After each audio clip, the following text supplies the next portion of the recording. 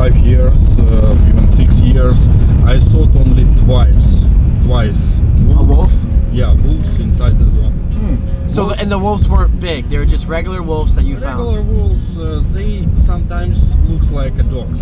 Okay. They look like a dogs. Another thing, what about like any like overly sized fish or anything like...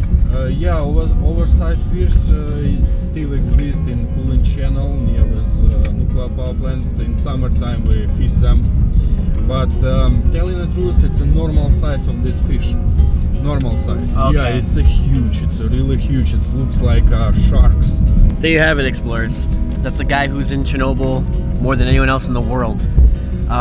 That's just something we have to go over because a lot of things that people don't know and they just assume like, oh, there's like the crazy overly grown wolves out there, or this is mutated, or this and that. But all that is not true. And I already knew this before, but I just wanted to confirm it, so I recorded it so you all know. A lot of things, it's just rumors that you see online. People like do these posts and they Photoshop stuff, so it makes you think like, wow, that's in Chernobyl, but it's not. All right, explorers. So in this video, this is like the prequel, like this, yeah, almost like the sequel to the Chernobyl series. So this is like the beginning of the 2.0 series that I'm creating, but this is the behind the scenes of what's coming. When I did the first series, I left all this out. I just showed you the raw, the abandoned, and that's what I'm gonna do with the next season, which is coming very soon. But I want to do like a behind the scenes vlog, like a diary before getting there.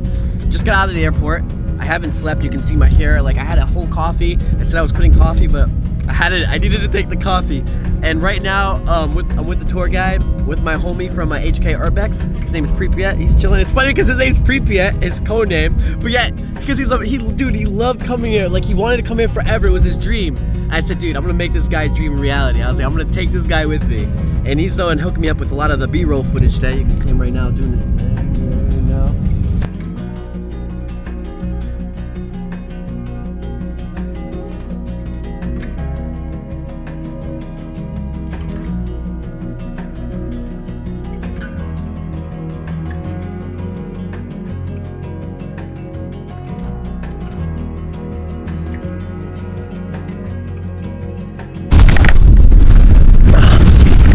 Right now we're inside of a village and a lot of the houses here are abandoned, some of them aren't, and people who still live here are living here from back in the day when the explosion happened.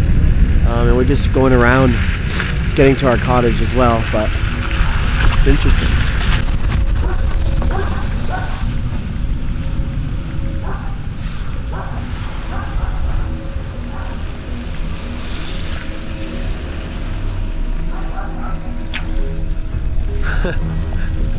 Now, last time I did the whole Chernobyl tour, I didn't stay here. I stayed at another place. So this one's actually new to me, but we're in like a legit raw village.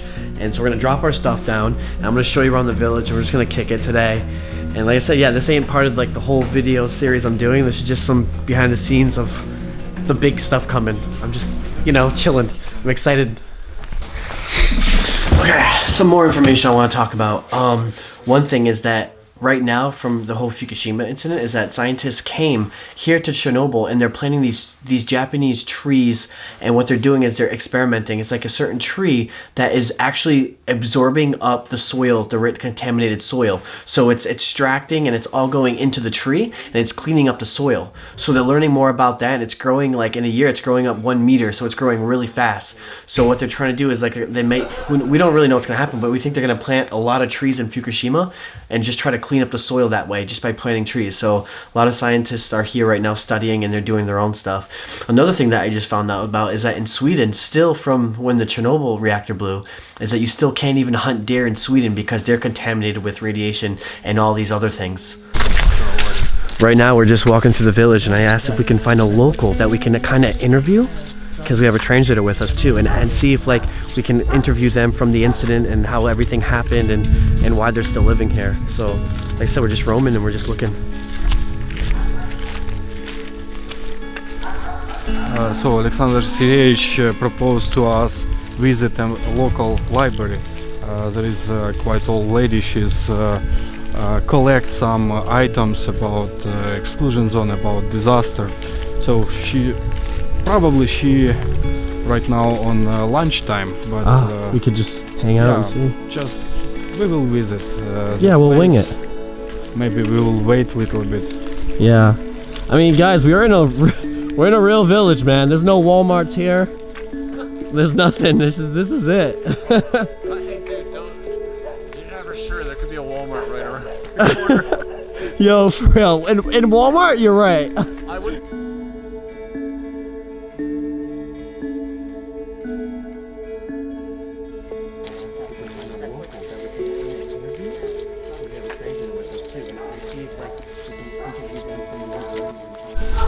That's their library. Pretty sweet though.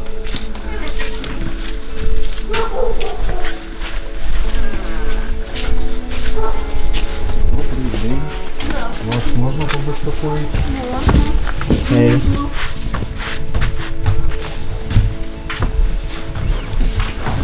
Dude, this place is sweet. It's the crash pad.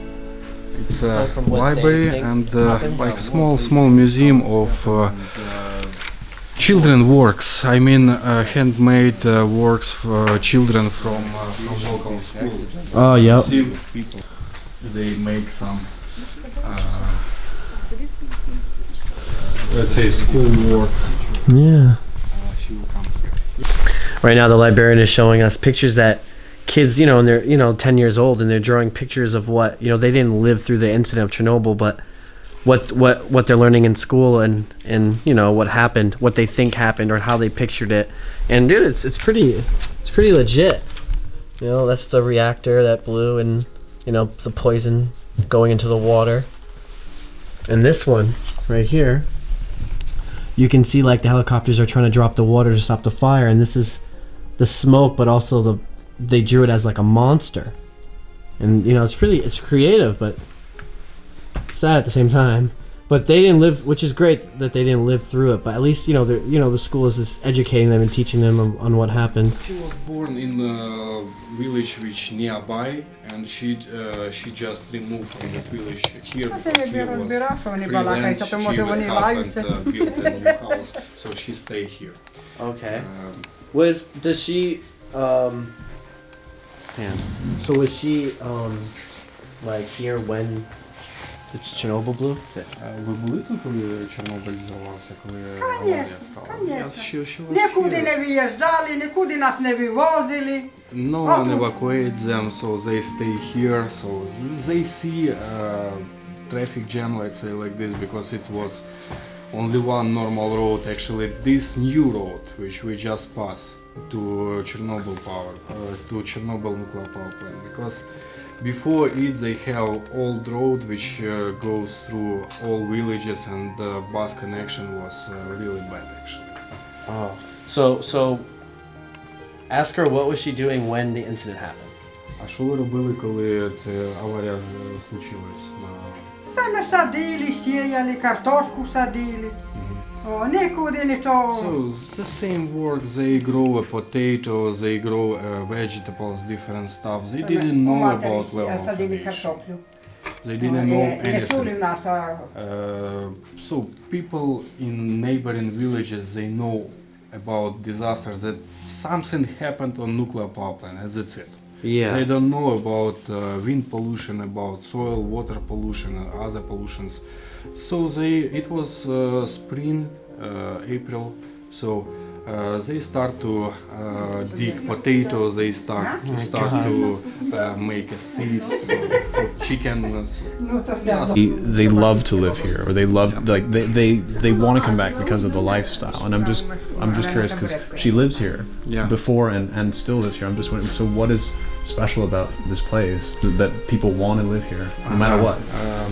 Чого для вас це місце, ну, ваш дом, такий унікальний, що вони що люди вертаються в зону, люди вертаються після евакуації на це саме місце. Чим ваш дом унікальніший для вас? Так, а чого кожне, де пташка родиться, туди вона прилітає в гніздо. Так і люди.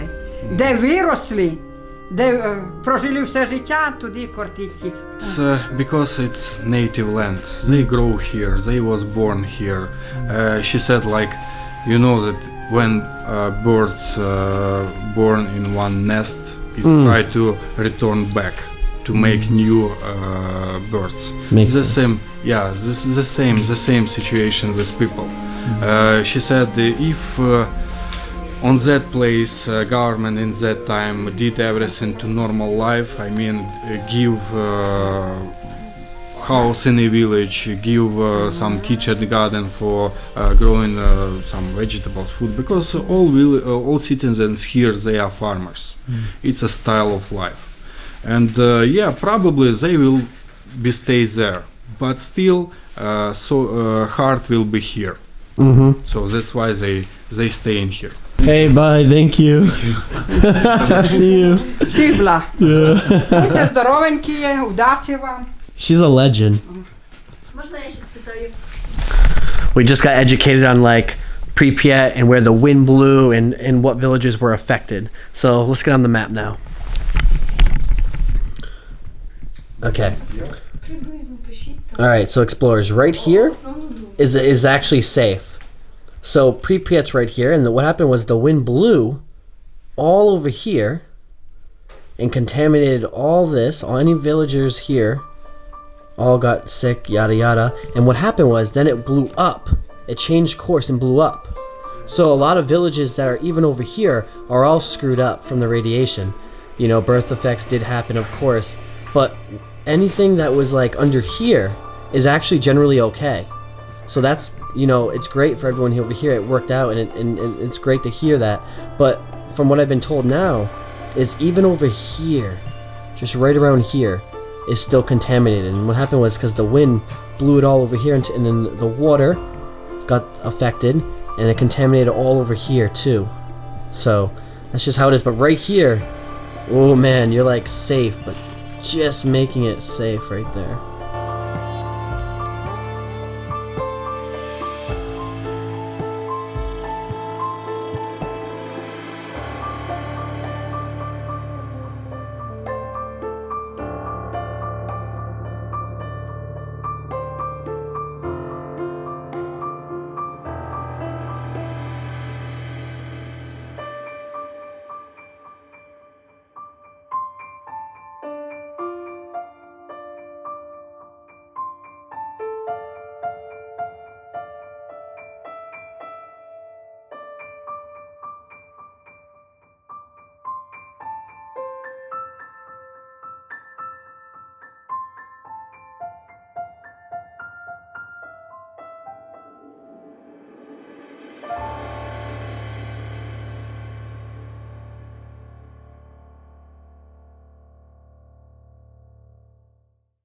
This place looks abandoned, but the inside it's a double door.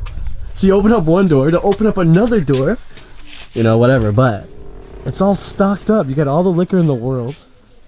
You got like 7 beers. Dude, so much different breads and everything. Ah, this is all, dude, this is amazing. Yeah, it's a simple village store.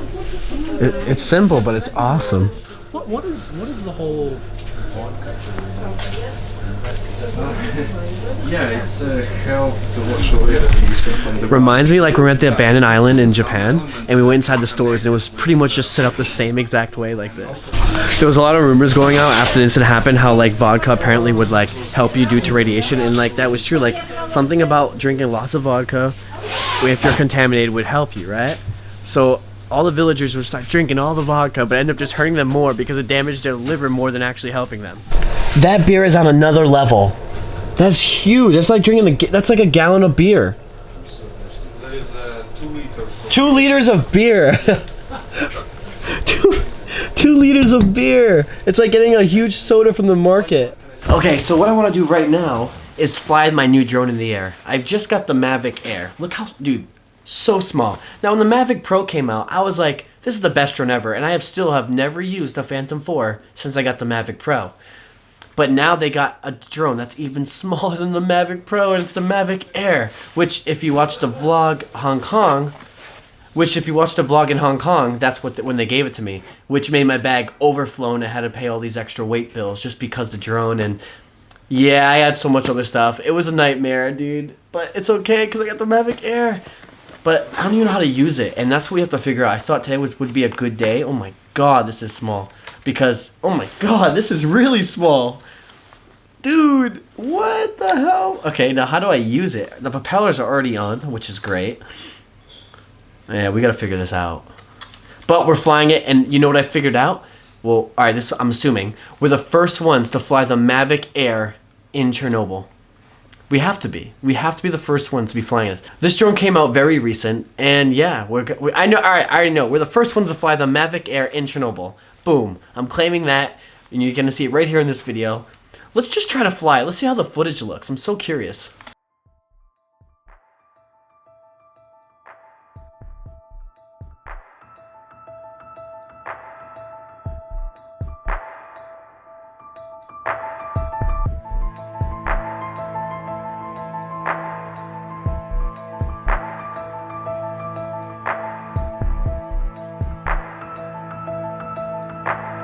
This is the dangerous, supposed to be the most contaminated room in all of like Pripyat, right here.